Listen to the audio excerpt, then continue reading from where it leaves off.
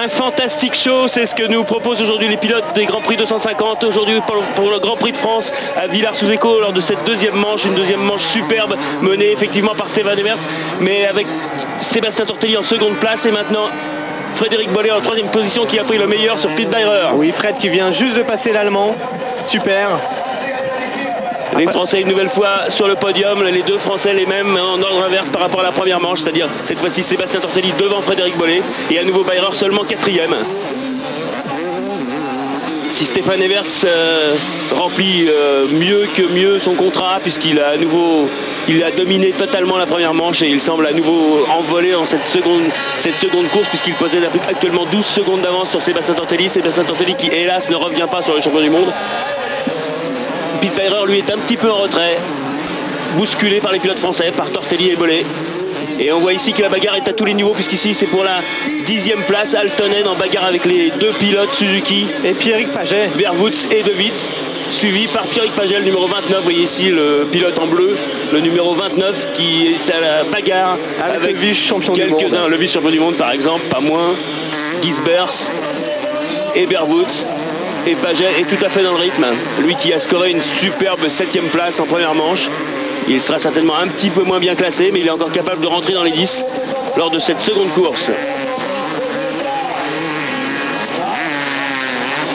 Il reste 25 minutes de course à peu près, 25 minutes plus de tours. Et l'accostation est effectivement erronée, ce n'est pas Gisbers, c'est bien Altonen comme je le disais, le 18, le Gisbers le numéro 16. C'est Altonen qu'on voit ici. Stéphane Everts toujours en tête devant Sébastien Tortelli, Frédéric Bollé, Pete Beirer et Yves de Maria. Et chute d'Altonen et chute de Verwoods dans la foulée et Paget qui est bloqué et qui passe. Comment éliminer deux adversaires sans le faire exprès toutefois par Pierrick Paget. 2 places gagnées d'un coup. Pierrick qui a fait un petit signe de la tête au moment où il est passé entre les deux motos. Apparemment très content de lui et très content de la façon dont ce dépassement a été radical et forcément simplifié.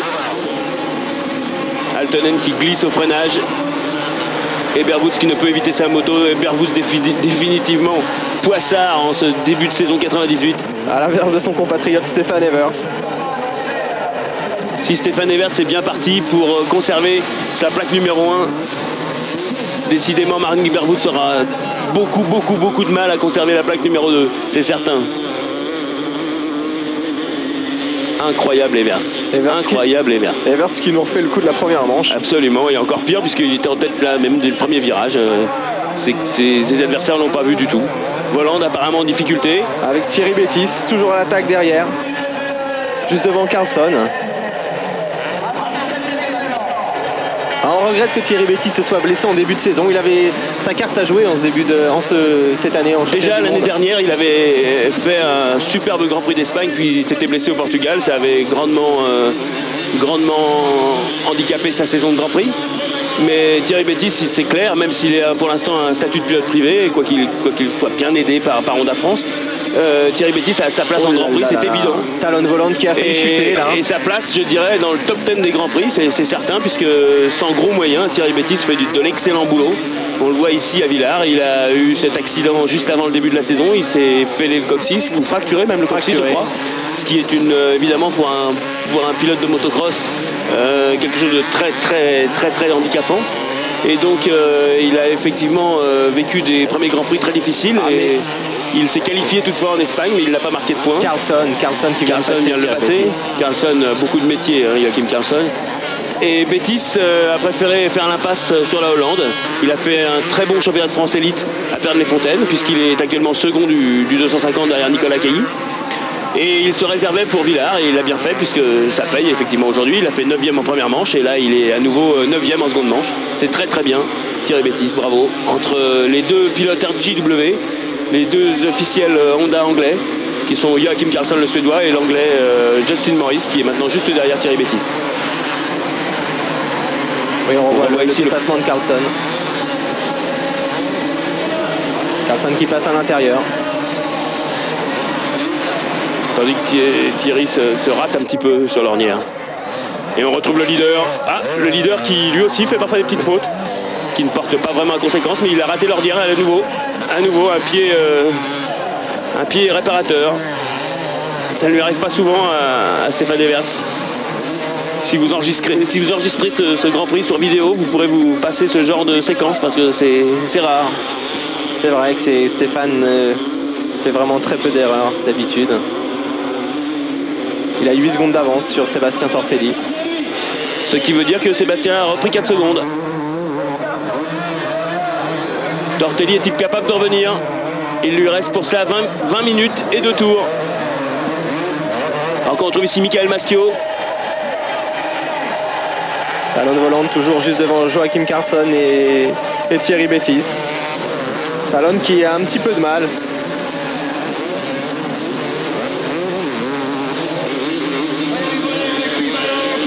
Il se fait dominer par son coéquipier français Michael Maschio. Effectivement. On pouvait penser que Talon Voland serait le pilote numéro 1 du team Yamaha Rinaldi. C'était le cas pour l'instant puisque, rappelons-le, Voland est arrivé 3e à Villars au classement provisoire. Mais aujourd'hui, c'est Michael qui est à la fête. Il a déjà perdu beaucoup de points en première manche avec cette chute au premier virage. Et il n'en marquera pas tant que ça lors de la deuxième manche. Effectivement, Maschio semble prendre le dessus. Et une glissade de Carlson. Bollé a failli repasser. C'est bien Maurice qui est derrière Bollé. Justin Maurice, l'anglais.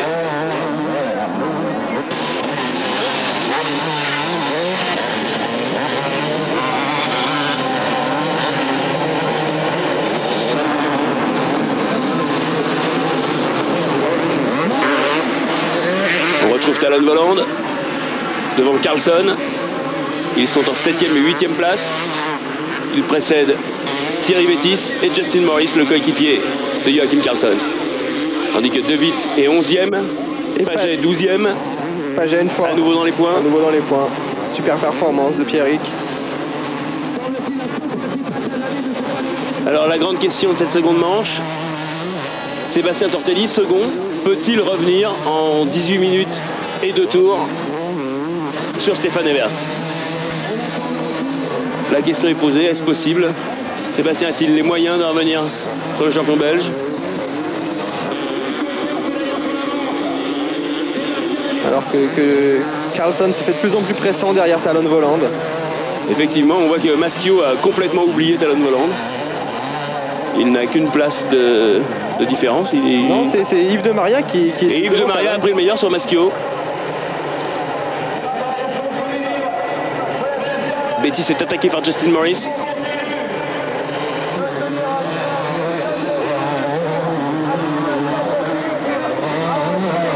Ça chauffe pour la 10e place.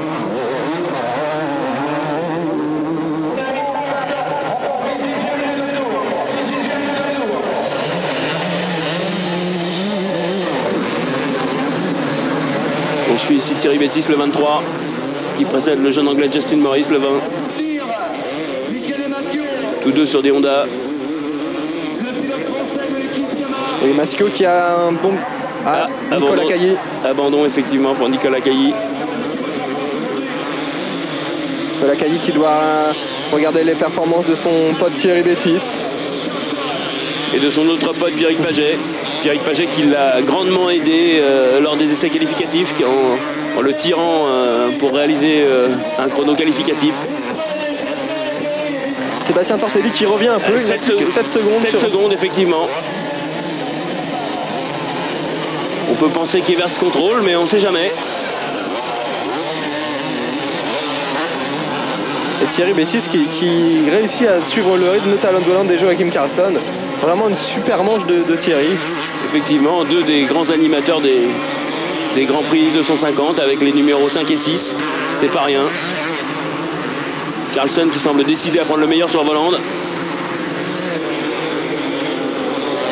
Voland décidément bien en retrait lors de ce Grand Prix de France. Qu'on avait vu la semaine dernière à la fête dans les sables de Valkenswaard. Tenir tête à Stéphane Everts. Il est beaucoup moins à l'aise aujourd'hui sur le circuit de Villars.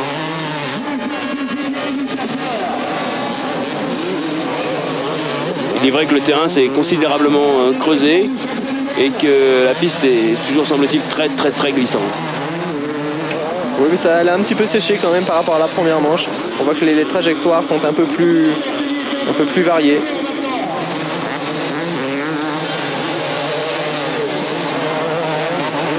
Voland qui résiste toujours à Joachim Karlsson. Et une nouvelle chute pour Remy Van Ries, le Hollandais, le coéquipier de Tortelli et de Maria. Le pilote JHK qui décidément aura été bien malheureux lui aussi dans cette deuxième manche. Van Ries qui avait subi un grave accident, qui est revenu lors du Grand Prix de Hollande, qui a réalisé de bons points d'ailleurs en Hollande sur ses terres. Et qui n'en marquera en revanche pas trop à Villars. Et encore une attaque de Karlsson sur Voland. Une attaque très osée. Karlsson qui passe. Oui, mais il est à l'extérieur, il reste devant. Il va partir essayer de rattraper Michael Massiot maintenant qui est juste devant.